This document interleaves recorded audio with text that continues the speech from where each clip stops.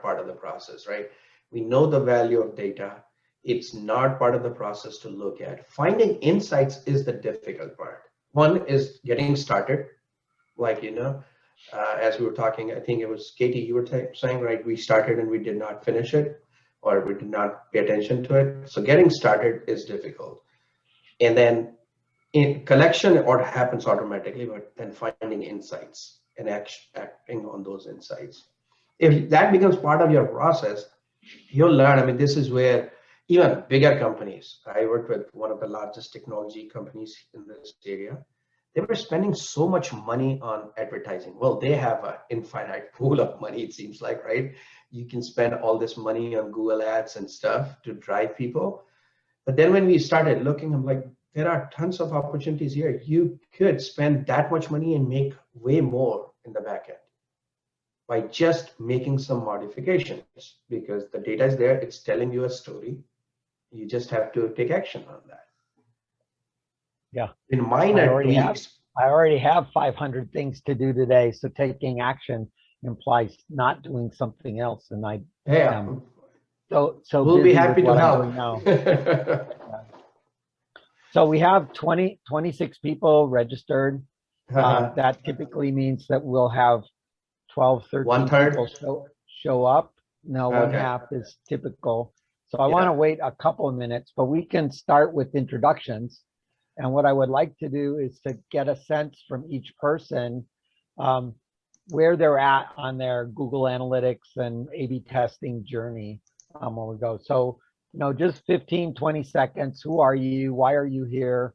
What kind of thing do you wish Emil would cover so that he can focus in on those things as he passes through the topic? Duke, how about you starting? I'm a student at Thinkful, learning data analytics, and I'm here to just see what this is all about and learn a thing or two. Cool. Thank you. Katie, how about you? I am the corporate training and communications coordinator at the community colleges of Spokane. So I am kind of in charge of our, I work on our marketing communications. And we had gotten started on some Google Analytics, and then our guy in IT who really knew a lot about it ended up leaving. So it sort of just, we just kind of forgot about it. And then so I, saw this pop up and I was like, you know what, let's get this going again. I think it'd be a really great idea. We had done a big SEO project migrating our registration website from the third-party hosted website to our website, because we wanted, Google points, right? So I'm just interested in, kind of getting reintroduced, and I'm excited to learn. And I'm sorry, I have my video off. I'm in front of a window, so I look like one of those silhouettes in like documentaries where they're protecting someone's identity. But I'm really looking forward to the session. Thank you for having me. Thanks. Glad to have you here. How about Jason? Hi, I have a company called Vivid Microscopy that is more on the chemical side. As far as with Google Analytics, what I'm interested in is really tracking the effectiveness of different email marketing campaigns that I might run. I have access to both my distributors Google Analytics, as well as my own site, and can pretty much trace the pattern as far as how a prospective customer is interacting, pretty much across a good portion of the pathway. So I'm interested in learning a little bit more as far as to how I can use this data more effectively, and what to facilitate sales, and how to better interpret some of the information that I am getting, some of the traffic information that I'm getting from these groups. Cool. Okay, thank you. Zhang, how about you? Zhang Jin? I just unmute myself. I took an SE class a while back, a very while back, maybe 10 years ago. I'm sure everything has changed a lot. just want to know more about it. I am what I work on has nothing to do with online stuff. Okay, thank you. Personal Angel, interest. how about you? I'm actually enrolled in the same class as Doug. He and I are both taking a data analytics course through Thinkful, and I'm here to learn and see what avenues and potential scenarios I can get into once I come out of my course. Cool. All right. Cool. Thank you. Christina, how about you? Hi, everyone. I'm here because I want to learn more about Google Analytics. It's really, I was working in Mexico like business analyst, but here I need to open my mind and find other solutions to come back in the jobs. Okay, thank you for having me. Sure. Yeah, glad that you're here. Thank you. Scott, how about you? Hi, Scott Rockfeld. I have a couple businesses that I'm starting, and I've done kind of the 101 of Google Analytics. But really, what I'm looking for is kind of the maybe the 201 on what levers to pull to reduce bounce rates and increase session times. And when we do Google Ads, what kind of levers can I pull to help that help the traffic and interaction with the websites that I do. Cool. Thank All you right. so much. Lucas, how about you? Hi guys, I came here because I heard so many good things about Anil's presentations that I would just sit in and observe. All right. You can What give did us you a hear? little more context than that, Lucas. I used to run a hardware company where we would do a lot of advertising, did a lot of Google Analytics, and to understand our customers. That was several years ago. So interested to see what's changed since then. Okay, cool. And I'm John Seacrest, and I run the Seattle Angel Conference, where we make new angel investors. And one of the things that angel investors need is more investable companies, and companies that know how to measure their key metrics is one of those things that make the companies more investable. So our Thursday workshops tend to lead towards recipes that make startups more investable. So Anil, please introduce yourself and then dive right into the workshop. Okay, cool. So I'm Anil Batra. I've been dealing with digital analytics, data, and digital marketing for pretty much 17, 18 years or more, maybe. And have helped companies big and small in making use of this data to make business decisions and grow the business or reduce their cost spend, whatever their objective is. And I recently did this A/B testing or experimentation talk over here on one of the Thursday workshops. And part of that was, hey, how do we collect this data, where this data is coming from? So that's where it related to, let's do Google Analytics, which is a free tool, and see how that data can be collected. So I do teach at various places. I've built a program from University of Washington's master's program in digital communication. And so also teach at Bellevue College. So I have several programs there that they run, Digital Analytics Association, several conferences. And on top of that, I also have my own platform where I teach how to use data to make effective business decisions. So take people from not knowing anything, fresh out of college, school, any background. Most of the people that come from either are marketers who are trying to understand how to use data, or product owners who are trying to use data, and then walk them through on how they can start to collect data, different tools, how they can analyze it, how they can make business decisions and improve performance. So I'm going to be showing you that platform as well, because I also have an offer for you, those who want to dig deeper into that. And I'll be using some of the data from there. So Google Analytics overview is what I'm going to be talking about here. And I heard like some of you are already using Google Analytics or have used Google Analytics in past. And some of you are brand new, don't know what Google Analytics provides. So there are two free versions of Google Analytics today. And we're talking about free version. There is also a paid version. And So I'm going to focus on free. Paid is just more, the limitations are removed in paid ones. There are certain features that are brought up in paid one as well. So we're not going to be talking about that. I just want to get you started like 101. And I think Scott was saying 201. So I'll touch some of that and we can go deeper, maybe have another session and deep dive into analyzing the data. Here I want to talk about more, what is Google Analytics, and touch on some of the points here. So first, what is digital analytics, right? Digital analytics is the analysis of qualitative and quantitative data from your business. We're collecting tons of data. The way I look at the customers, we go out and do research. You ask certain people, hey, are you going to buy this product? Will you be willing to buy this product, that product? That's hypothetical. I do that all the time. And people say, yeah, I want to sign up for that thing. I want to do that. And when the time comes, crickets, nothing, right? Why? Because that's totally hypothetical. You put that user in a situation where, would you buy that? Will this solve a problem? But they're not in the buying mode at that point. Buying mode is where you understand how they're behaving. And that's what Google Analytics, tool like Google Analytics tell you, hey, I'm sending all these emails. I think Jason was talking about email performance. They're coming to my site, but they're not buying. They're not converting. Most of the sites deal with this because the conversion rates are around 2 to 5%. I mean, 5% if you're lucky, but 2%. Somebody's, I'm hitting an echo here, so if you guys can go mute.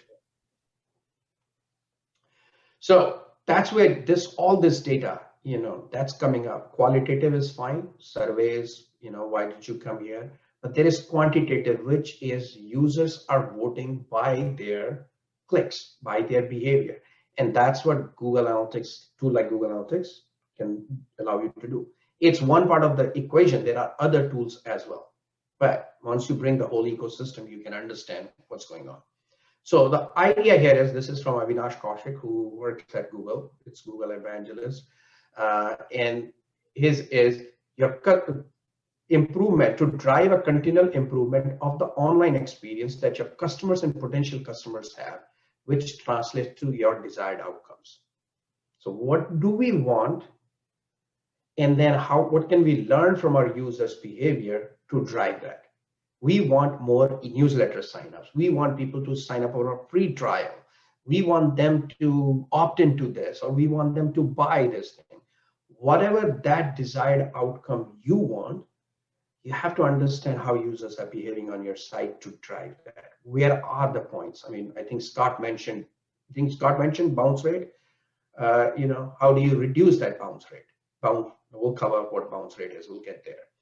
But those are the blocking things that you can find out. So what is digital analytics? You understand that, which is bringing all the digital touch points, your website, the campaigns you're running on Google Ads, Facebook Ads, LinkedIn Ads, your emails that you're sending, your social media buzz that's happening, even print, TV, any kind of ads that you're doing, offline stuff, all drives people to your website. That's your hub.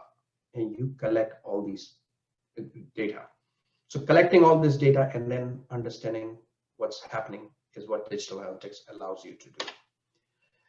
So this is how customer purchase funnel in a very simple way hurts, right? You acquire. I'm not talking about attention, desire, and all that stuff, which is the marketing stuff. But I'm talking about how customer comes into your site. You acquire them, right? You put a Google ad. They come to your site. That's the easiest thing people do, Facebook and Google ads. And maybe B2B scenario, you're doing LinkedIn ads. They come to your site. They do certain things on your site or app, pick whatever. And then they either convert or not. That's how you can look at it, acquired behavior. So measuring various aspects of this funnel, you can use digital analytics to do that. We'll provide you information, what's working, what's not. So you can then make informed decisions on saying, this thing is working, this thing is not, I need to tweak this. We were talking about A/B testing, right? Let's say somebody comes to your site. 90% of the people that come to your site via Google Ads might leave immediately. There might be a mismatch in what you're promoting and what user sees. And that mismatch causes them to immediately abandon your site. That's a friction point. That's called bounce. You came and you left. And when bounces happen, that's some money that's gone down the drain. There's no way of recouping that. Well, there might be other ways. That's beyond this topic. That's another thing that another workshop that we'll do, how to bring them back. But at this point, you wasted your money. You paid for the click and nothing happened. So you can learn from that. And that's what digital analytics allows you to do. What is Google Analytics? Google Analytics is a digital analytics tool. It collects data on campaign performance, acquisition, source where users are coming from, on-site interactions, which is your behavior, what's happening, and then any conversions that are happening. So you can collect those to see if we got the users, they did what they did do, and then did they convert or not. The first step in digital analytics, the most important, is define your overall business objective and measurement plan. I'm not going to go into details of how to do it, but I'm happy to help people who want to go through this. This is something that I teach in my classes on how to build a measurement plan, how to build the business objective, how to define key performance indicators, key KPIs. That's one of the important things that people forget. What is my KPI? When you say conversion, what does a conversion mean? Sales, profit margin, number of orders, cross-sell, upsell. One customer buying 10 is better than or 10 people buying one product each. Which one is better? You have to clearly define those things. What does that mean? And how are you going to, what kind of metrics are you going to use? So define those clearly. Then you can start to implement the tool in a way so that it can give you the data, desired data. Business objectives, example is publishers create a repeat engaged audience to drive on-site advertising revenue. E-commerce might be understand customer demographic online to better market their product, whatever their objective they're trying to learn from at a given point. Each campaign, it's not about just driving conversions. It could be something else. There could be a different learning objective. Hey, let's do this to understand this. Might not be, hey, can we convert or not? So you have to kind of think about those things. There might be data that's sitting in the back end, third-party data that you can bring in. One of the things I always say is people forget is third-party and offline data has a huge impact on people's behavior, like weather. Weather dictates whether Starbucks is going to sell mochas or lattes. They have done intensive research. I was involved in some of the project, not with Starbucks, but similar company, where we were trying to figure out what weather phenomena drives what kind of behavior. And there is a huge impact. Subtle things make a big difference. So you have to bring all that data on top of your digital to see, hey, it's not about why people are not converting. There could be something else, competitive information, competition in the market. Sometimes we think competition, well, most of the time, people think competition is bad. I have worked with a retailer where we saw competition actually drove more sales. The higher the competition, the higher sales were, because it's positioning also. But you're learning those things, what's happening, and how do you apply them. So how does Google Analytics work? Let's talk about that. So what happens in Google Analytics is user comes to your site. You place a small JavaScript code on your website. This JavaScript collects the information when the user visits. It does not connect any other data to identify user as personally. So I do not know who this person is, but I know user ID 123 is doing these things. Now you can create other stuff. You can implement the solution in a way so that you know who this person is. I can exactly tell who this person is by combining other data sources. But by default, it does not collect information. It gives every user a random number, which is done by a cookie. So anonymous cookie gets dropped. This cookie collects the assigns an ID, and every time the user comes back to your site, that cookie is read and it knows who this person is. If your site, your app requires users to log in, then definitely you can use that information. But you cannot pass any personally identifiable information, PII, over to Google Analytics. That's against their terms and conditions. So you can't do that. Google Analytics does not collect any data that can identify a user personally. You can't pass it. This is a big thing. If you do pass even email address, name, your Google Analytics account will be removed. So anonymous cookie then pass this JavaScript, drops this cookie, collects the information, sends it to Google Analytics database, where then all the data after collection is compiled into the reports. So you can then use these reports to perform in-depth analysis to understand and then drive those insights. To track a site, you create a Google Analytics account. I'm going to go through those steps, add a small piece of JavaScript. And then here is how you get the tracking code. Now, I mentioned there are two types of Google Analytics available today. One is free version, this is called Universal Analytics, which is the old version of Google Analytics. Or I have a hesitation in saying old because it's the most prominent existing Google Analytics available today. Most of the sites use that. Last year in October, Google Analytics pushed out a new version called Google Analytics 4. They released that product in a haste. I think they had to hit some quota or some kind of internal benchmarks to saying how many people are using that product. It was kind of half-baked, got released, and they forced people to use that product. Now, when you go to Google Analytics and create a new Google Analytics property, by default, it creates Google Analytics 4 property, not old Google Analytics. However, there is a hidden way to create those, and I'll show you how that's done, because most of the companies understand old analytics. All the articles, blog posts on the web, YouTube videos, whichever you're using to learn, are referring to most of the time old or existing Google Analytics, which is called Universal Analytics. Place this code in the head section of each page.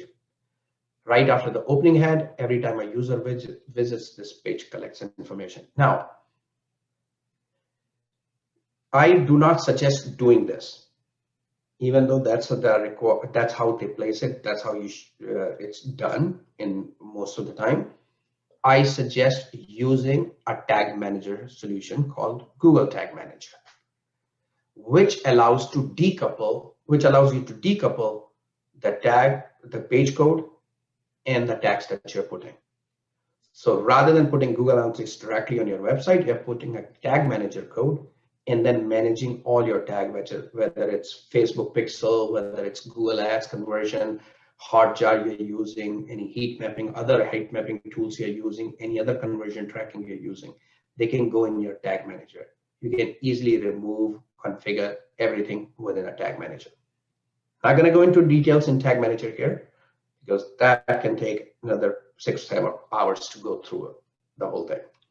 But if you're not familiar, again, the plug is I do this session where I teach these things in 5 easy steps how you can get started. You can learn there, or you can just go to YouTube and find some training. Tracking collects when this tracking code is placed. It's tracking not only user, but it's collecting information like language the browser is set to. So EN, US, EN, UK, those kind of things. It just collects what your language is. The device and operating system that you're using. So are people using iPhone? Are they using Android? What kind of browser they're using? All that information is collected automatically. Then traffic sources such as search engines, ads they click on, social media, email, etc. All this information with some tweaks can be passed over to Google Analytics. Data in Google Analytics is not limited to just website. Mobile application, website, you can even have point of sale system, online and offline both. You can pass that data. You can pass like video game console, CRM system, any kind of data that you can think makes sense for you to analyze, you can collect. By default, it's on web and mobile, but you can bring in other data sources as well. That's where the power really starts to come into play, is more than just on-site. You're now bringing other sources to understand what's happening. So here's a session. Basically you'll read, hey, user session starts, etc. The tracking code collects users' activity. In every page, Google Analytics group all your activities into a session. Session is like a visit. When you go to a physical store, you go in, session starts, you browse around, you look at different products, you spend certain time, and you come out. Session ends at that point. The only thing here is if you go back, the new session doesn't start unless there is a gap of 30 minutes between your visits. So every time a user comes, a session starts, but it requires 30 minutes of inactivity to be counted as a new session. So if you come out and go back, come out and go back, you're still in the same session. Okay, we went through this. Tracking code collects the information, Google Analytics processes, aggregates it, and organizes. And you can do certain configuration settings to allow you to get the required data in the way you want the data to be. Keep in mind, once analytics processes the data, it's stored in a database where it can't be changed. So you have to first think about what you want to collect and how you want to collect. Because once you make the changes, you can't go back. One of the most common problems I see with organizations, they start collecting the data without giving thoughts on what needs to be done. That's fine when you're starting out, but as your maturity in terms of data usage goes, you have to figure out what do we want to collect, how do we want to collect? Because there are so many different ways you can configure the tool, you can get the data. But most of the sites will just do basic tracking, which is fine. Once you learn, then you can do other stuff. Okay, I'm going to go into this one just to highlight certain things here. I think Scott was mentioning about, maybe Scott or no, I think it was Jason who was talking about email campaigns and stuff. How do you measure them? How do you track them? Then after that, I'm going to go into Google Analytics. So you have various campaign, newsletter, paid search, TV ad, display ad, all sending users to your site ultimately. So here you have is what you need to do is every time when you push these URLs out, if you're doing Google Analytics, Google Ads, then there is a native integration between Google Ads and Google Analytics. You just have to mark one checkbox and say, this is my account of Google Ads, this is my Google Analytics account, and they'll be connected. However, for other like emails and stuff, you have to pass certain query parameters. So let's say if you're sending user to mysite.com, you'll be passing in 3 parameters at the end. Actually, 5 is what you can go up to, but most of the time people just pass 3. Only 1 is required. And I'll show you what those are. But you got parameter 1, you pass a value, parameter 2, pass a value, etc. So what are the parameters? You have a required, which is called UTM source, and then you have 4 optional. These are 2 are recommended. What's the source? What's the medium? What's the campaign name? And then you can even pass the content and term for any testing, A/B testing that you are trying to do. So source just tells you, hey, it's a Facebook or email or Google or whatever. Medium is you can do social, Facebook. There are certain values you can pass there. Campaign could be summer campaign, buy one, get one free campaign, founder launch campaign, or whatever that is. You can pass that information. So examples, UTM medium, email, PPC, display. Source is this. So as you see, these values get passed. UTM medium is equal to email. I'm passing this. It's my newsletter. And example of the campaign is summer promotion. Content is no promo, whatever, and then promo. Maybe you're doing A/B testing. You're sending one newsletter with no promo code and the other one with a promo code to see which one drives more conversions. So you pass this in your email for every link that's placed on your email, then this data flows into Google Analytics and you can see whether no promo or which campaign is performing. So you can start to say, hey, every time we do this, we see conversions go up. So let's do more of what we know works and identify what things are not working and tweak them. So it allows you to really see your newsletter performance, not in just terms of open clicks, but beyond the click. You can even pass terms here. So case sensitive, Google Analytics is case sensitive. Summer promotion and summer promotion are considered two different words. Keep that in mind. Again, a big problem. People don't think through those things. They send it, and now they have two line items. They can't really figure out what happened with my summer promotion without doing some calculations and processing. Keep that in mind. Avoid using spaces up, and preferably use underscore or tab to separate. Now I'm going to go to Google Analytics. We'll come back and talk about Google Analytics 4 later. So let's go to Google Analytics and show you this works. So keep in mind, this is my old Google Analytics, which is Universal Analytics.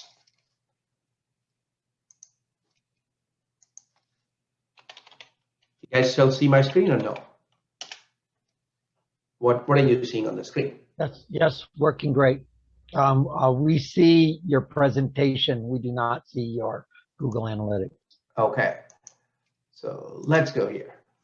This is Google Analytics, the old version.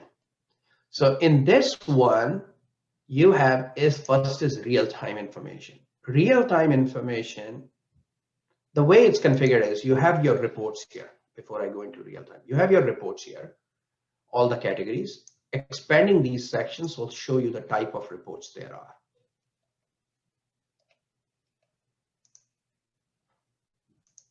Okay, so you'll come in this section.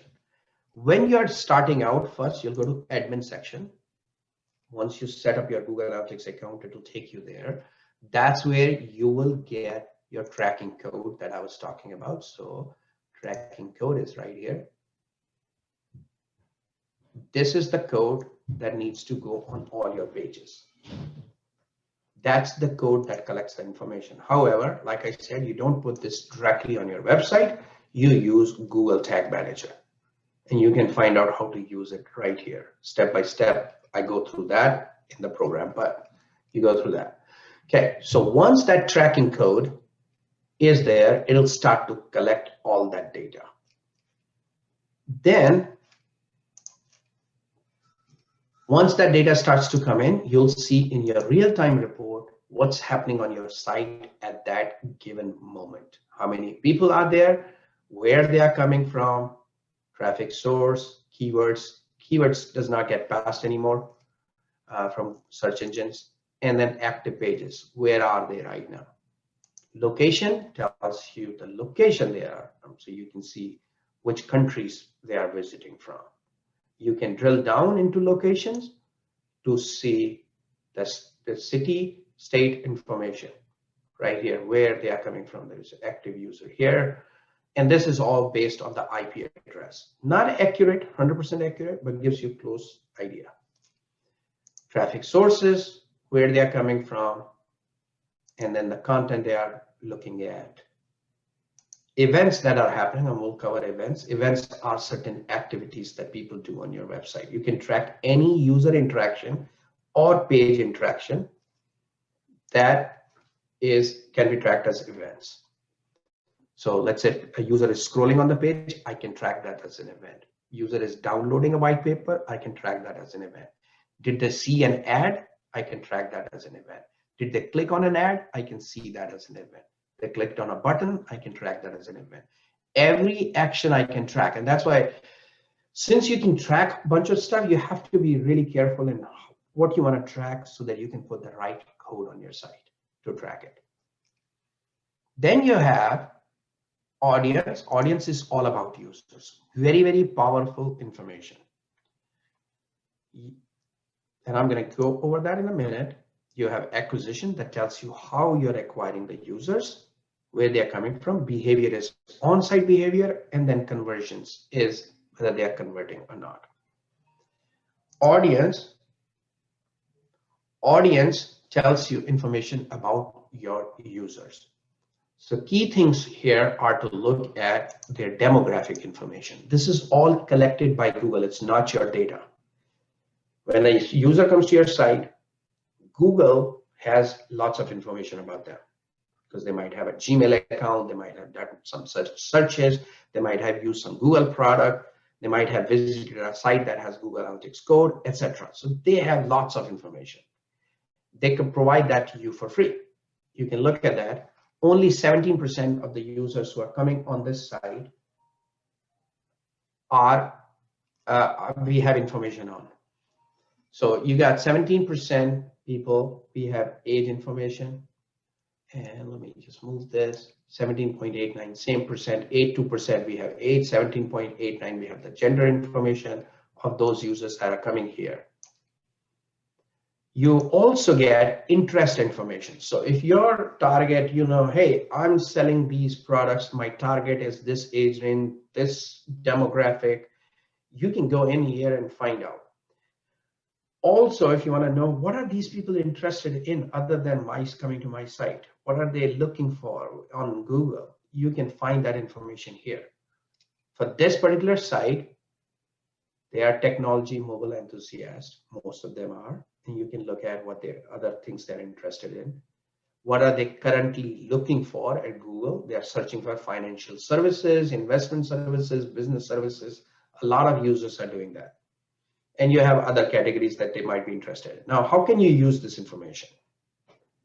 Few ways. One, when you're defining your product, your site, your product, app, whatever product you're building, who is your ideal customer? If you haven't decided who your customer, defined your customer is, you need to go back on the drawing board and find who your customer is, because you can't be everything to everybody. Really, you have to hone down and say, this is my audience. The more niche you have, the better it is, because that allows you to speak to them directly. Like I go through that in my trainings and say, who is this customer? Is this a person who has 5-6 years of experience and is in marketing department? In marketing, what are they doing? Are they branding? Are they doing email marketing? Are they doing SEO, paid search? Whatever they're doing, get clear on that. Kind of figure out, okay, they're likely their age range is this. Yes, I can have other audience as well, which is my different personas, but they might not be my primary. I mean, in training, I see like a lot of people who come, people who have some experience are willing to pay, and people who do not have any experience are not willing to pay. They're looking for free stuff. So where do I want to focus? So that's the kind of things you can use to understand, hey, are they really, I'm hitting the right audience? Are they technology enthusiasts? Are they into sports? Maybe it aligns with whatever you're selling. Second, you can also use this to build partnerships. Most of my people are looking for financial services.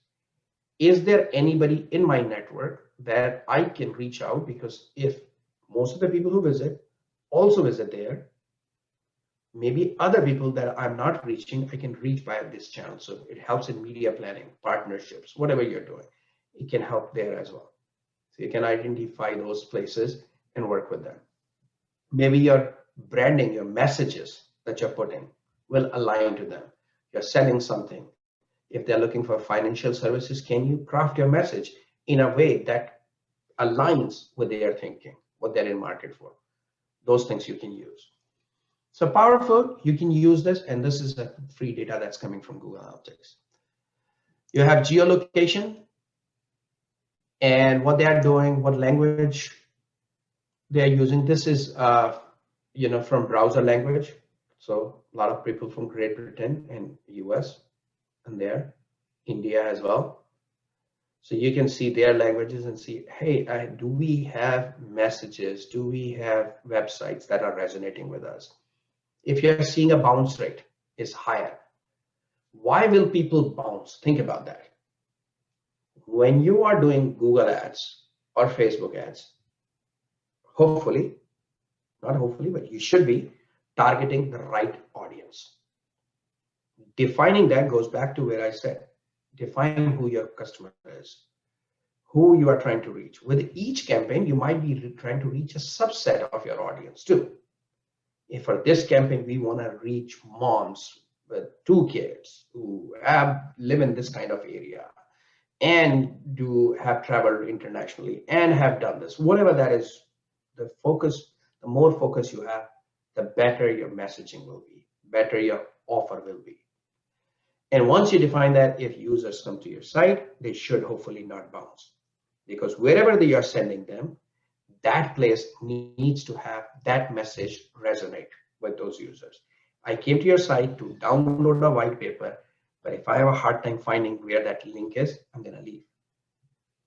So crafting that can tell you, language can also tell you, hey, we are getting people from Great Britain. Like I'm surprised to see people from ENGB are actually coming here because this site is focused on EN-US. And now next thing is to drill down why people are coming from there. Maybe there are US folks who have,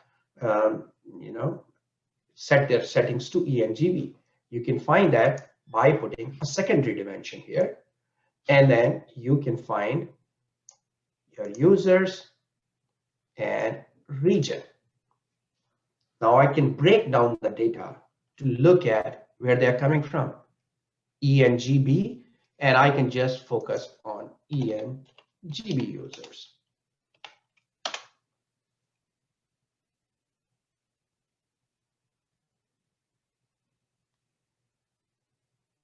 Or you can sort it down by here.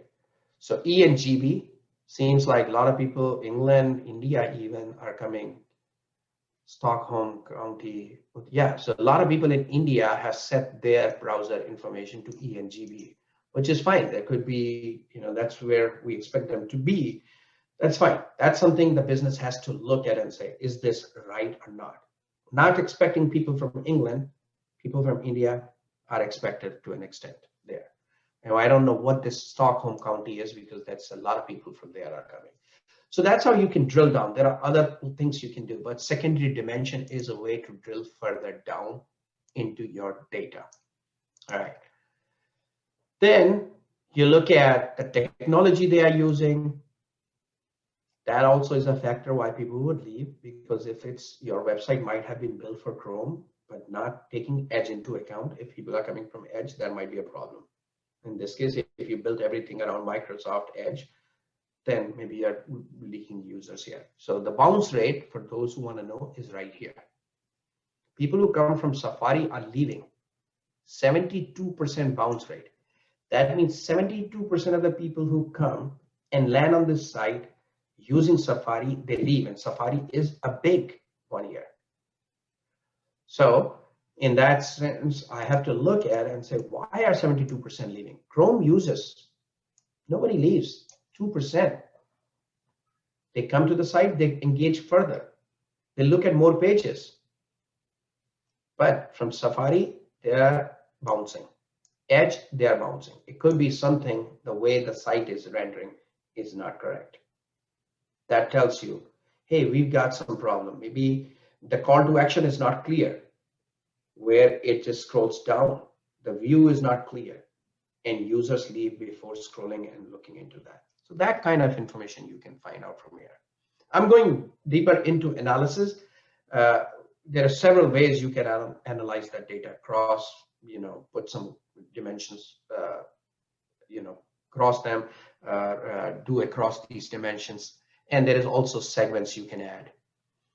But that's the type of information you can find.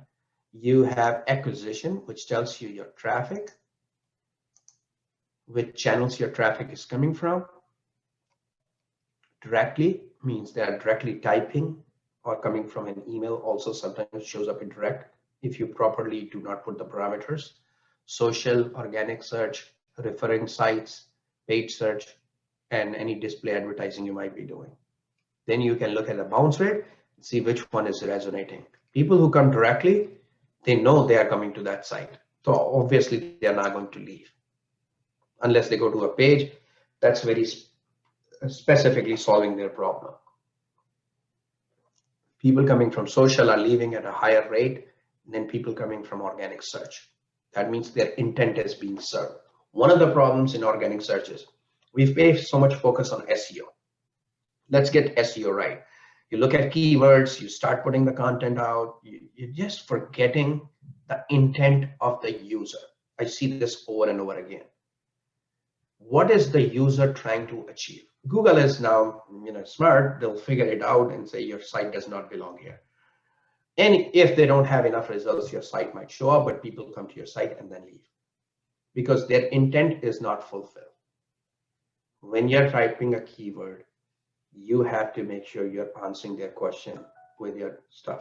If I search for glasses, Am I looking for new glasses? Am I looking for glasses for repair? Whatever that is, you have to figure out what people are searching for and then fulfill that intent. So that tells you how this is working. So your bounce rate is the number one thing that you have to look at. Generally, it's the misalignment. Either your user is not the target user, customer, or there's a mismatch in the messaging. That's what happens. You can even connect to Search Console, which is Google Search Console, to get the keyword information. I'm not sure if this is connected or not. Yeah, it is connected. So you can see the queries that are happening, which pages are happening, etc. Then you have campaigns. Campaigns is where you can get the name of the campaigns that are running in your Google ads, whichever ads, your email even, that'll tell you how those are performing. So source, remember that's UTM source, UTM medium, UTM campaign I talked about, they all end up here. So you can see UTM source, hey, email or auto email. This is like auto generated emails. What medium, how people are performing, is it working or not? You know, when we send this email, auto email, you can look at those here and you can get information. All the reports in Google Analytics are configured as dimensions, which is the categorization of your data. Vertically and horizontally, you have the metrics, all the metrics.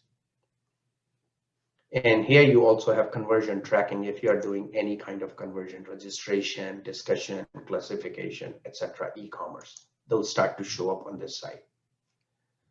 Then you have behavioral data, which tells you how users are finding your site. So you have landing pages. These are the pages users land on when they come first to your site.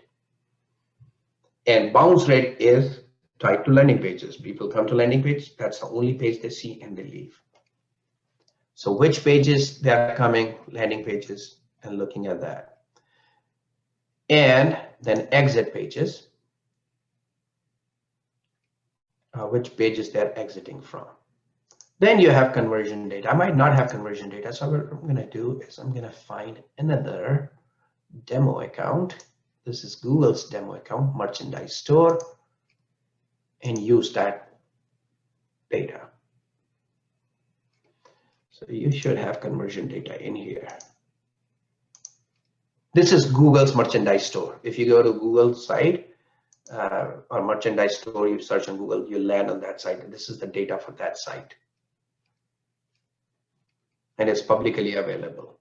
So you can see how people are doing, whether they are completing certain goals or not, and any e-commerce value, any goal value that they have assigned here. So you can see, hey, we want people to register success, for example. That's a goal. We want people to register. Once they reach that page, we know we are successful. 500 people within this time frame finished that. So they had 500 registrations during that time. Then you also have e-commerce data.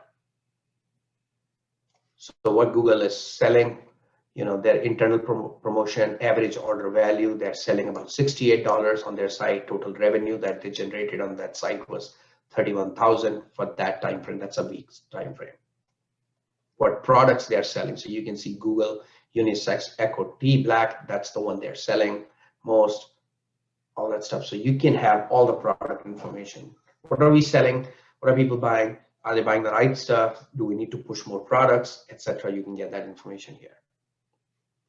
So that's in a nutshell. There's a lot of stuff I can go into details on here, but this is how you use this information, which is how are we acquiring? Are we acquiring the right set of customers? Are they interacting with our site? And what pages they are looking at on our site and where they are exiting from and whether they're converting or not. If you just do 5, 6 different these things, you'll be actually starting to use Google Analytics and really making a difference. So are we hitting the right customers? Where are they entering from? What are they doing? And are they converting or not? Look at the bounce rate. That's the easiest thing to start with to see if that's working or not. Any questions on this? I know I've been going on this, so I want to stop and have you guys ask questions. Do you use emulators to figure out what the stuff looks like on different platforms? So you just try to go borrow? Sorry, say that again. Use any emulators to see when you're building your site to see what it looks like? Because you said, you know, Safari very low, very high bounce rate, and yeah. So you should definitely. I mean, I'm not going to go through that, but you should look at all the stuff. So this tells you right here, audience. One is you don't want to waste your energy as well, right? You don't want to please. You can't please everybody. But what you have to look at is, hey, we got Chrome, Safari, Edge, Firefox, maybe Samsung. That's it. You can care. You can take a look at it. But if there are some things off, then you have to figure out, is it worth it, right? Should we spend some time here or not? Are we going to get there? How much impact are we going to get? If your conversion is 1%, 39 people from UC browser coming in, what's that 1%? And if your average order value is $5, 1% is going to give you maybe like $2 worth of value in 1 month. Might not be worth it, but it's a business decision you can make. So the whole point is to make a data-informed decision. People call it data-driven. I call it data-informed because everything can't be. I've seen cases where you'll make a decision that data tells you, hey, you're going to lose conversions on this thing. That's fine. We are being informed by the data this is going to happen. Well, we will go ahead and do it because that's the direction we want to go. That's the future. You have some gut feeling in there as well. That's fine. You can test it out. You can do A/B testing for a long run and see if the impact is there. But it's data-informed decisions is what you're making. I will tell you that. So it gives developers a way to say, hey, should I be spending time here or not? Yeah. Can you frame this a little bit tighter around how to do the A/B testing? So I put 2 codes in on 2 different sites, right? Or 2 different email campaigns. Yeah. I get 2 different piles of numbers with potentially 2 dramatically different sub-demographics where all the numbers in all of this are different. And now how do I build 2 reports that let me see yes and no? Okay. So I'm going to tackle it in different ways. There are several A/B testings you can do. There is one A/B testing you can do around your ads. I am going to create 2 different ads. So let's say you have Facebook ads, and Facebook allows you to do A/B testing within it.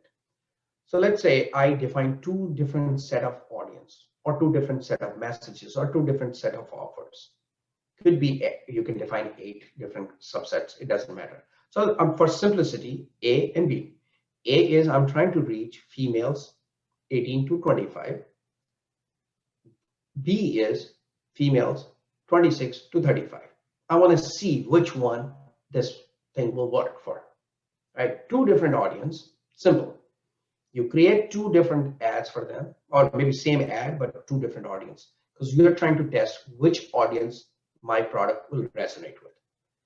Once you create those ads, Facebook tells you who's clicking and who's not. So that will tell you which of your message is resonating with them. It doesn't tell you whether they'll buy or not. You can put a pixel, Facebook pixel, again, that has nothing to do with Google Analytics.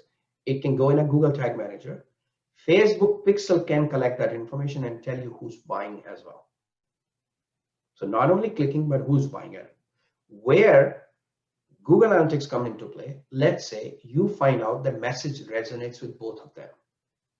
Simple case again. And you can see both of them are clicking. Both audience, 100 people here and 100 people clicked here. They came to your site.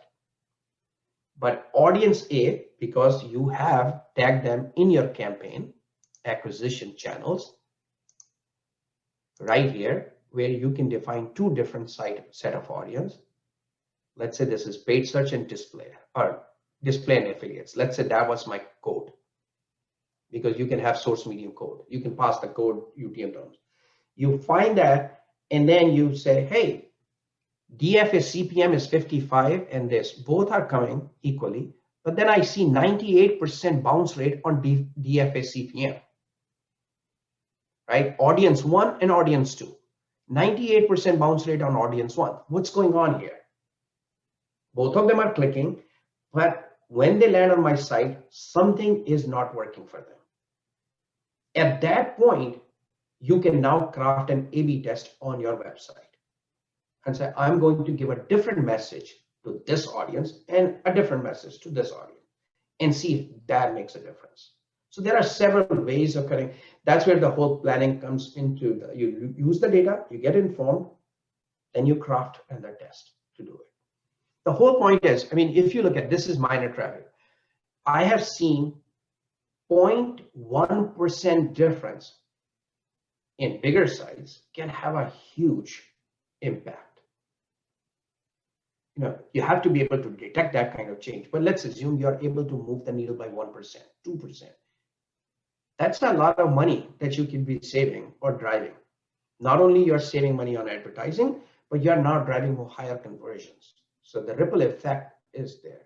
And that's how you define. So A/B testing in that scenario for your site, if you're crafting an A/B test on your site, you'll use a tool like Google Optimize, which I covered in the past class. But again, those who are going to, I encourage you to become a member on Optizen Academy. You can see all these details there, walk you through those scenarios, but you use Google Optimize. That optimized code splits the users into two random groups as they're coming from. So you can say, hey, anybody who comes from Facebook, split them in two groups. So I got group A, group B, same campaign, two groups. Now I can see which group is performing. So a group that sees a message A versus a group that sees a message B. So that's how you can go deeper into your A/B testing. Same with email. When you're sending an email, you can send email A, email B. Split your users in the backend, send them a message, see which one resonates. You can do subject line testing. I mean, President Obama in his first term, he was the first data-driven president, or data-informed president, I would say, because he was doing a lot of testing, subject line testing. One subject line had millions of dollars of impact compared to another subject line in terms of donations they were getting. Subject lines make or break your email marketing. One, people, if it resonates, they'll open the email. If the email never gets open, nothing is happening beyond that. Second step is then your message. Then third is the links that you have in your email, the call out, the call to actions there, the words in those make a difference. Images make a difference. And then once they land on your site, your landing page makes a difference. Every single touch point makes a difference. And you should be able to test all those. You can pass different codes to see the data here or within your email system. Okay, make sense? Any other questions? If not, then I'm going to jump into Google Analytics 4, the new version. No questions? All right. Let's go to Google Analytics 4. So I am going to go into Google Analytics 4. I haven't looked at their data, so I'm not sure what to expect here, but I'm just going to walk you through what this looks like. This is Google Analytics 4. New interface, new way of organizing stuff. In previous, your funnel was acquisition, behavior, conversion. In this, the funnel is acquisition, engagement, so which is sort of behavior, monetization, which is your conversion, and they have also added retention. Are people coming back to your site or not? That's what they have done here. Different way of organizing. In past, when a user came to the site, Google Analytics triggered a page view or a screen view. And then the session started. In the new, the data model is different. In new, they have streamlined the data model, and I like the way they have done it. Each user, when it comes to their site, there are only two main things in Google Analytics 4, user and events. It's very events focused. A user comes and user has user properties to define them. Various properties are collected automatically, but you can enhance those properties. Then you have events. Events are given more context by event parameters. So you can pass up to 35 event parameters. And in order to do that, you go to admin. Now you'll notice here is your old universal analytics. You see 3 panels in admin. One is your account, top level. If within an account, you can have multiple properties. Properties are tied to generally your website. So a unique website will have its own property most of the time. And then within that property, you can create multiple views. Views are a way to look at the data. You could have e-commerce view for your e-commerce team. You could have another view, whatever view you want to create. You could create views right here: test view, raw data view, master view, etc. In Google Analytics 4, they have gotten rid of the view. It's all rolled into the product itself, like there are other places you can go. You have property settings. It's very streamlined. All you have is an account and properties. Go to property settings. You can see what this site is about. And then you have data streams, which is like a streams of data coming from different places. So you could pass in the way they have done it to allow you to easily pass various data streams. So let's say you're collecting on the website, you're collecting in the in-store checkouts. You can pass all that information over to Google Analytics 4 or from your app. Everything can come in one place. Clicking on this, and when you're trying to set a new property, you'll see this information that you have certain events that are automatically captured. Page view is an event.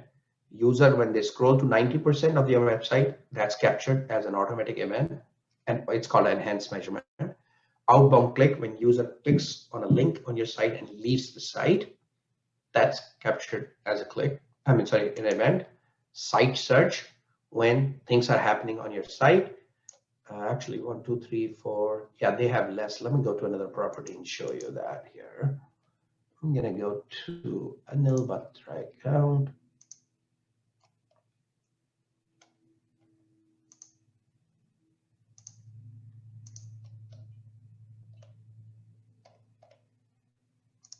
Let's see if this works.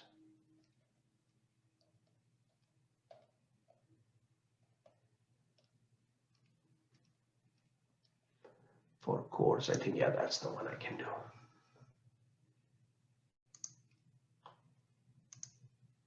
So you have these page views, scroll, outbound clicks, site search, what people are searching on your site, video engagement. So if you have YouTube embedded videos on your site, it can show you the engagement within those. Are people watching them or not? And any file downloads you might have. So if this is a white paper that we want people to download, specification file, whatever that is, you can track them. These are all done automatically for you. You can disable them if you would like, but that's done automatically for you. On top of that, you can do actually several other events, up to 35 custom events is what you can, no, sorry. You can pass a lot more events. 35 parameters is what you can assign to them. So what I mean by that is, like, let's say page view event. When a user comes to your site, a page view event happens. What is this page view? That's an event parameter, which says the name of the page, the URL of the page, etc. When the scroll happens, it captures page name, page URL, scroll depth. Outbound click captures the page name, the link name, link ID, etc. So those things are appended to it to give it more context. When you go in to real-time reports, you will be able to see, well, there is no traffic at this point here. Let me see what one I can find. Yeah, I think I can go back to the demo store. They might have it.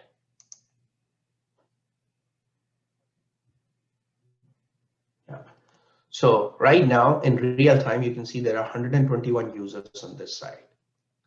You have these events. Page view, user engagement, scroll, etc. When you click on it, you can see all the parameters that are being collected with this. session number, session ID, page title, page location, page referrer, ignore referrer, clean event, whatever parameters they want to pass, they're passing it here, campaign medium, etc. So each of these gives you more context into what this event is. Google collects this data to stitch certain things and provide reports. So each parameter has a, you can pass up to 35 event parameters for each event. So if I'm trying to, example might be, hey, I want to track how many people are coming and clicking on this button on my site, newsletter sign up button.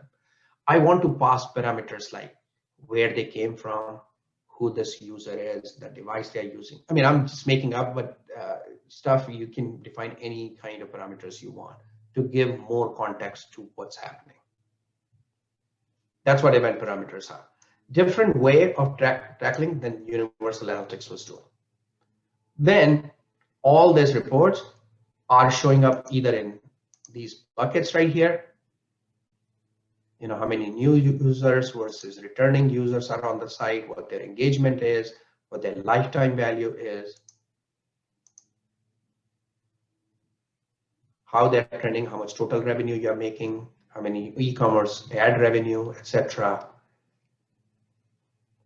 Average revenue per user, items that you're selling. So there are a bunch of reports here. And then you have event information, user activity, how a user is sticking to your site. This is very critical. Like, when you daily average users, monthly average users, weekly average users, tells you how sticky your site is. So you can take a look at this data. Not only we are acquiring users, are they sticking? Are they coming back? A very powerful report here. And then you have Analysis Hub. That gives you deeper insights where you can create your own analysis and pulling in any kind of dimensions or metrics that you need to pull. So let's say if I want to look at the gender here, I can put it right here. Well, everything is unknown in this example. But let's say country.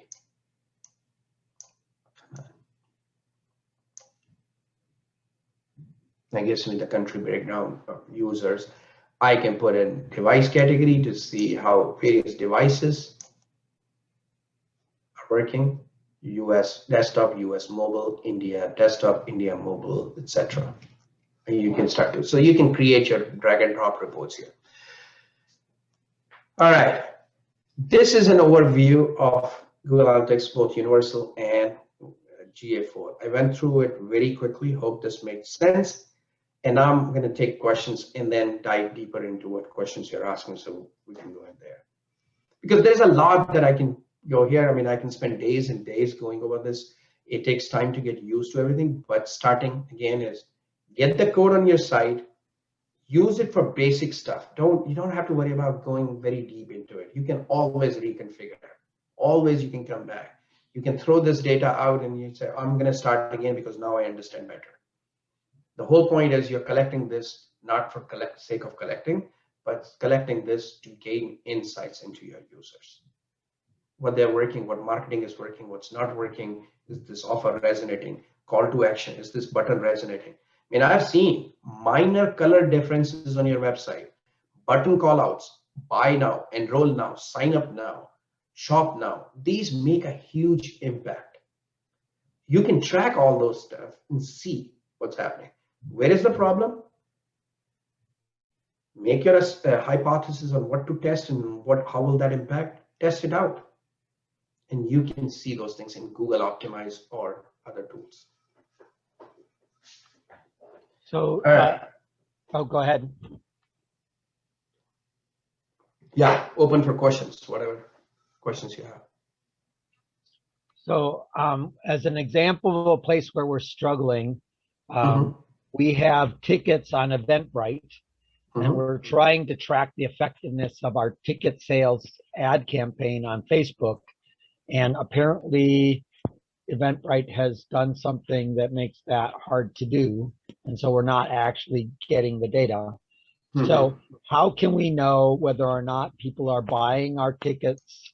And the real fundamental question is, is it worth our while to spend money on Facebook to get people to buy tickets if the, price of the tickets doesn't cover the cost of the ads?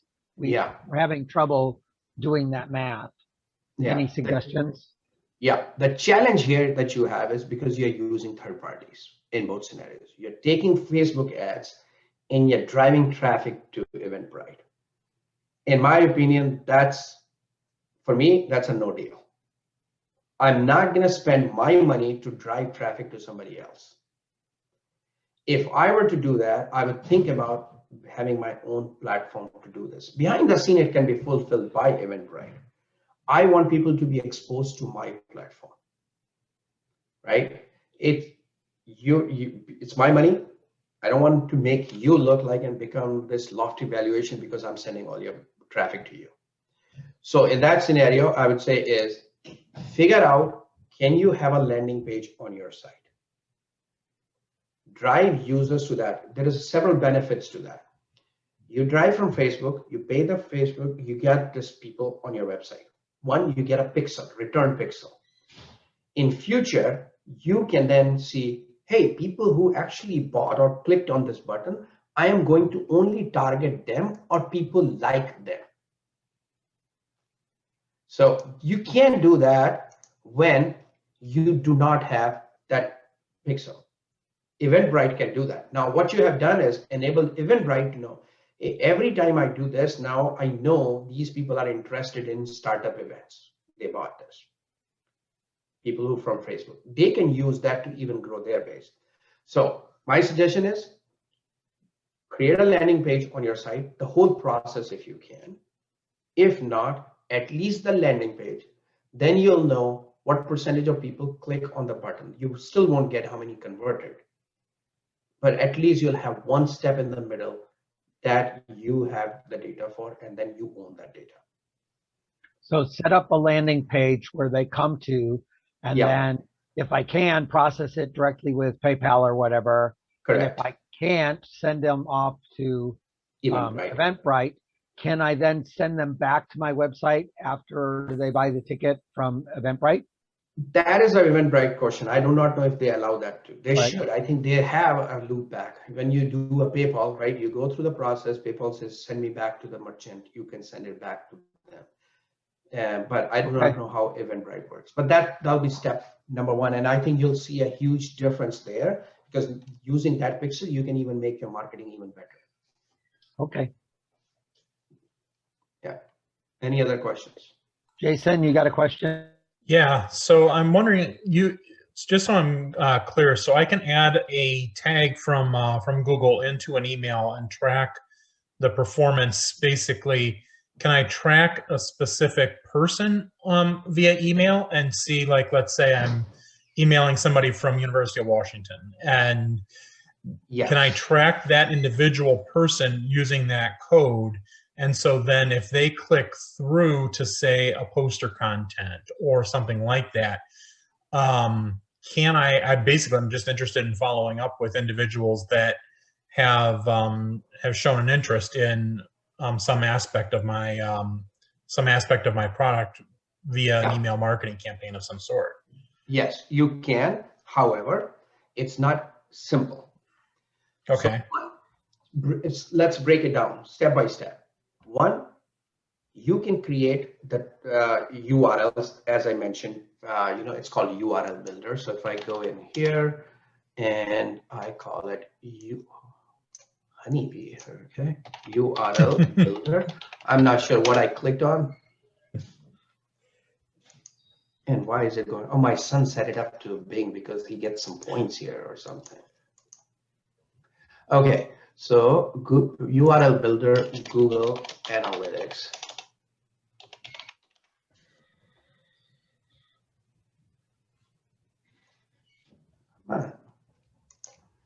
Okay, it's called,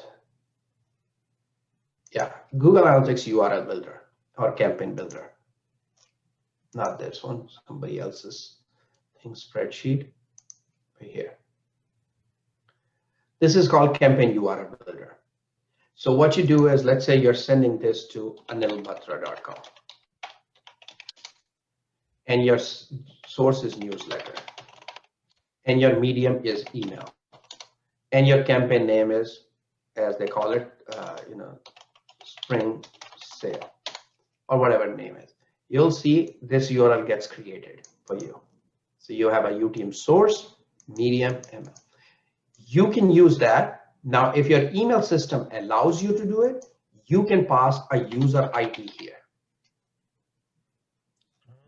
This thing right here.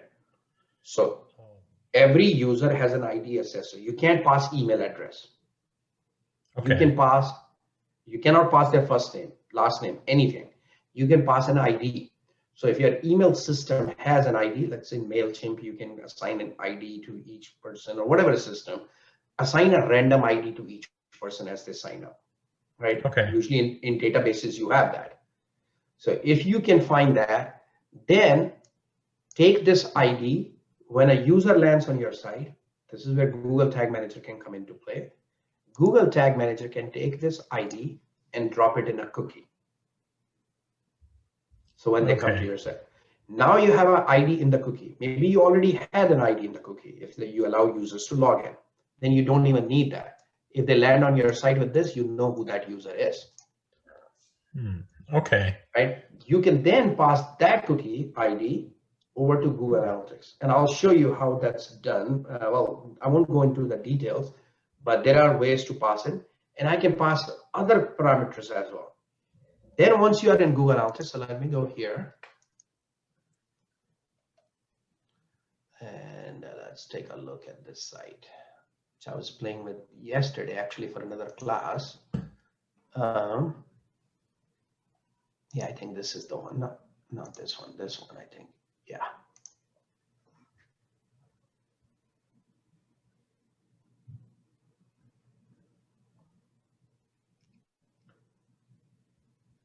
Not sure why it's so slow, but once it comes back, then we'll talk. But that's how you can do it. So you tie offline and online data, you're bringing it in Google Analytics. Now you know exactly who that person is.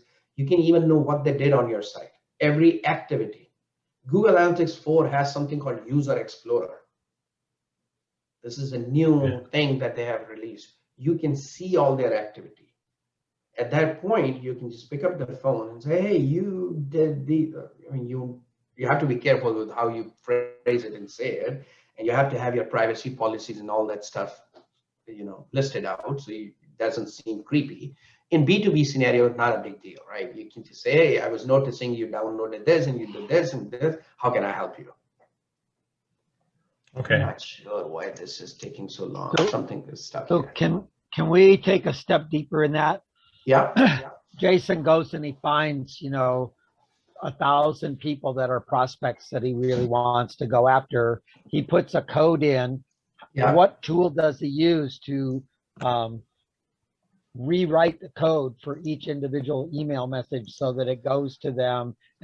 Yeah, that's going to be the difficult part. So if he's, it could be simply, the challenge there is going to be your email system, how it pulls, because when you're crafting your emails, you can pass the URL builder. It's easy to do, right?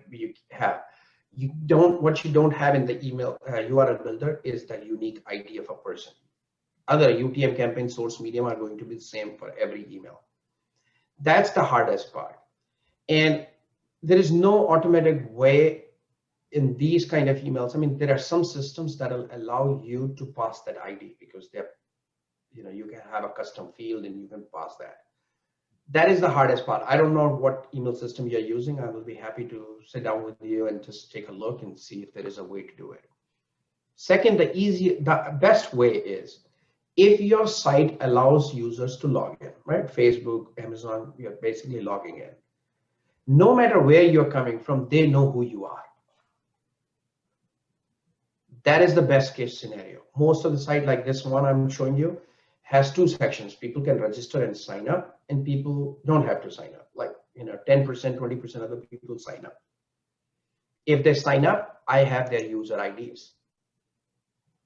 Now I know this user ID 11.4, they viewed these, they had 18 sessions. This user is looking for stuff. You know, when they have 18, 14, that means they are really vested into it. Now, I have also done is, I know what they're, let me see if I can actually find out. Haven't done it, but let's see if I add a dimension and I do custom dimension. I put, yeah, loyalty, and I put their custom dimension and their lifetime value. Actually, I should do a flat table format. Okay, so once I do that, I save it. Look at this. This is my offline data. I have figured in my backend, I know this user, it has a low loyalty, even though they have several sessions, but they're not going to be coming back again. And their lifetime value is low because they haven't purchased it. So all this is because I was able to capture their user ID. In the backend, I knew my SQL database collected all the information. I mean, this is made up data, but you can see how much information you can pass the company name. You can pass how many times they have purchased, what activities they have done. You can pass all that information to Google.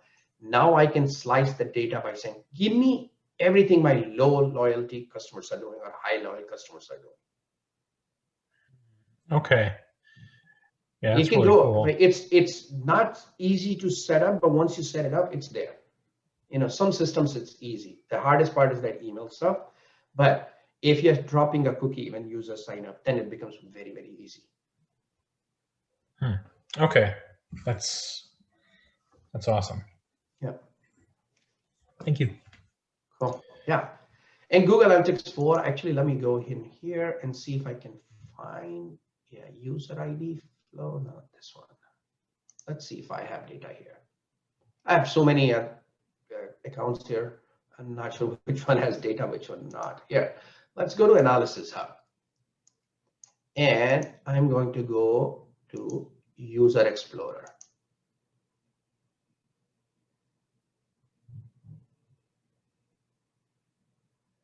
Look at, so this is an anonymous user. That's an ID that's assigned by Google. This one is a known user. And this user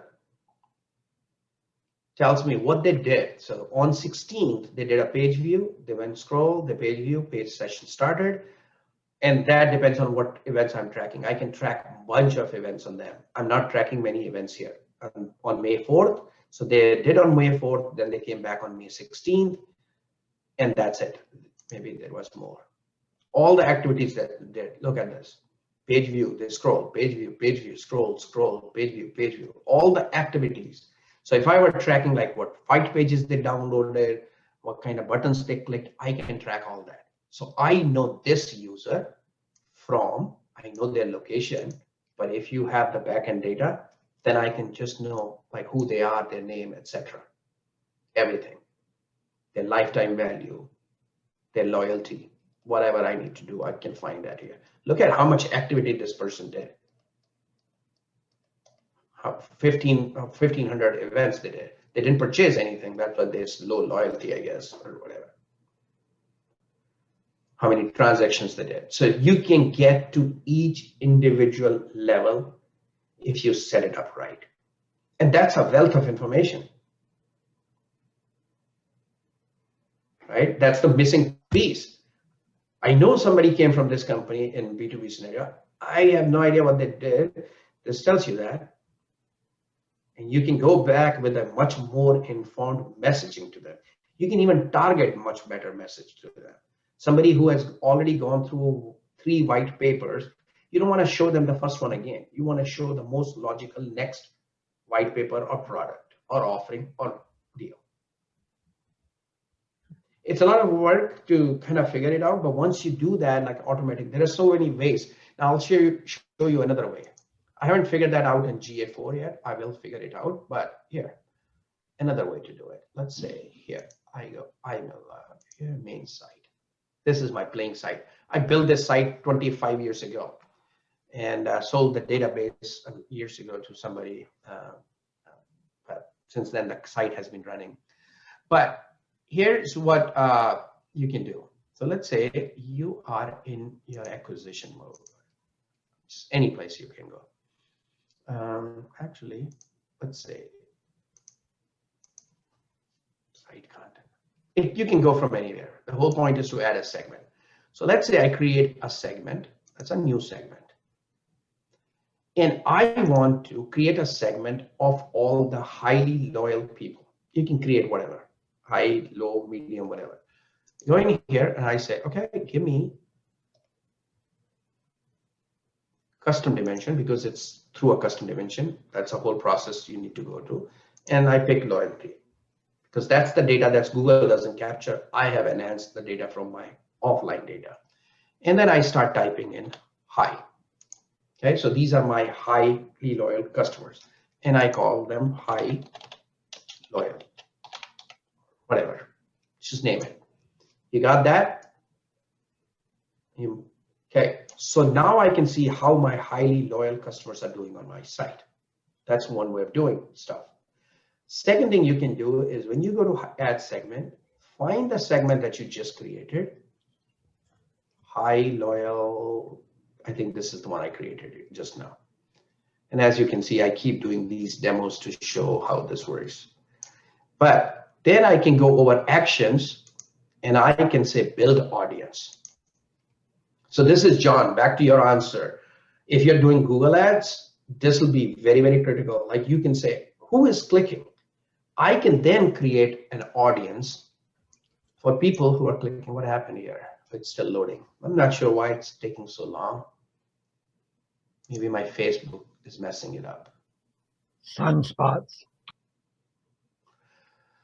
So once you do that, these audience, and you build that audience, then you can send it over to Google Ads, and similar stuff you can do with Facebook. There's a different process to go through, but Google Ads, and say, show my ad to these people. So you're not wasting your ad dollars. You're saying, I know people for the past 2 years, I've been collecting this data on who comes and who buys tickets. I can reach out to them here, or people who have shown interest and I can reach out to them. Or you can even expand it, say, give me people like this. And they will expand and match their base and say, people like this, they have several algorithms that run to give you people like that. Is that a recipe that we should write or run a workshop around? Yeah, because we can definitely do that. Yeah, people think that if you want to find lookalike audiences, you go to Facebook. But you just said that we can do lookalike audiences for Google. Yeah, you can pass that information over to Google and they can do it. So here, let's say hi. Next step, add your destination. I can pick my Google Ads account and then I can publish it. And now Google Ads will have this audience. Remarketing list, remarketing, display or users who return to your site, etc. So you can do that here. Now, once you send it, it'll be published to your Google account, and that's where you can go do it.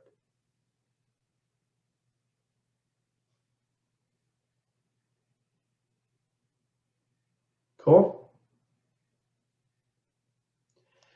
Any other questions?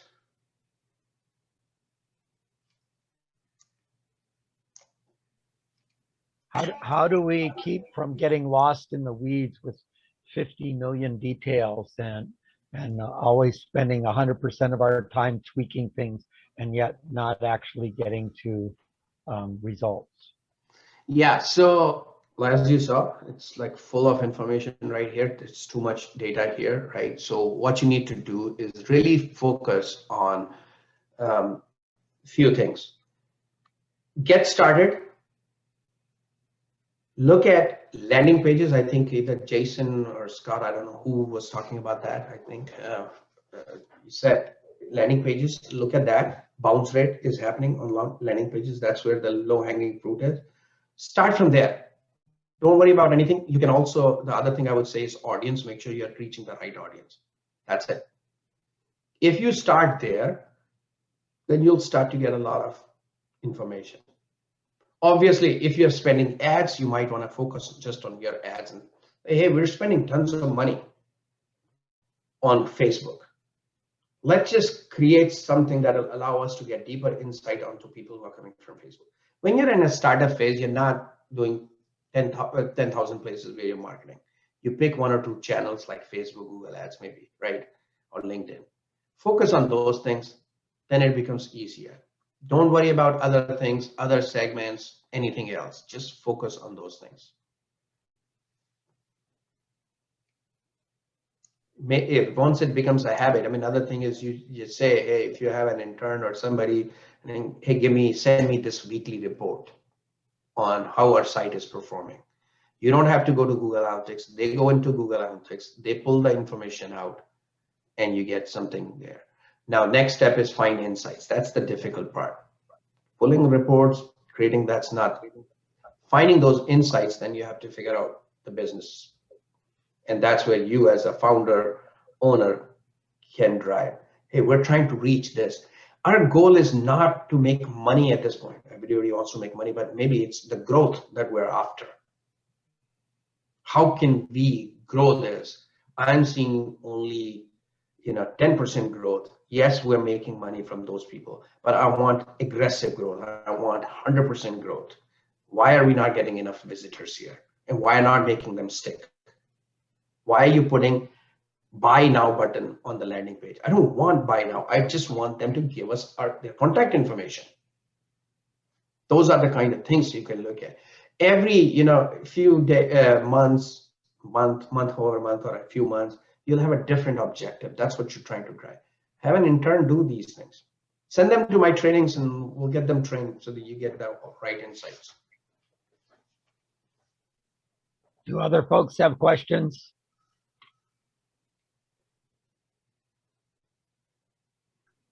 So Angel and Duke, you're in a program that's teaching you technical things. Anil has been using all of these marketing words. So what are the things that you need to know so you can bridge between the marketing words and the technical task at hand? Because the business owners are not going to be able to do anything other than to say, make Google Ads work or make the website work. And so then what do you need to ask the marketing person so that you can do the technical task of instrumenting the website?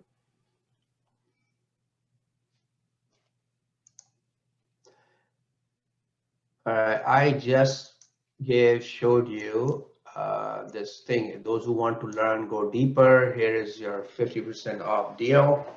If you want to sign up, there is actually, I'm doing like a 5-day challenge for people to get started with Google Analytics, Google Tag Manager, etc. So it's like 5 days, you learn a new tool so that you can get started. It's not in-depth. You actually got more in-depth in Google Analytics in terms of like the overview and stuff. But those who want to sign up, let's do that. Yeah, any other questions I can answer? Angel, and I think who was the other person? Doug? Scott, did you get what you wanted? I did. This was fantastic. Thank you for digging, a little deeper than the basics. Cool. Yeah, you're welcome. Jean, right. Seems like no question. Okay. Well, thank you so very much. We are going to continue our workshop series very heavily in June. I have all of June planned out and posting those relatively soon. We will skip next week, but June 1st we'll start with Tuesday evening workshops and mostly focused around the Angel Conference, but there'll continue to be an ongoing set of Thursday workshops that are mostly focused on recipes and being effective with your company to make it more investable. So thank you for coming. Please let us know what we can do that will help you be more effective. And thank you so very much, Anil. I really appreciate it. Cool. Oh, all right. And we will edit this and we will put this talk up on the website, on the YouTube channel I put into the chat.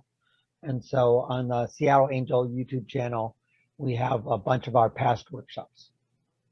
Thanks very much. Hey, John, one thing. Okay, I'll reach out to you separately. No, that's fine. Yeah, I was just What's going to up? say is the editing part. So there is something where I showed the account number. If you can Yeah. edit that out, Google Ads account number. So, Okay. yeah. Okay, Cool. I'll tell Tom. All right. Bye-bye, everyone. All Thank right. you so All much, right, thank you Anil. so much. Yes. You're welcome. Yeah. Thanks. Bye. Thank you, John. Thanks. See you. Thank you. Bye. Bye-bye. Bye.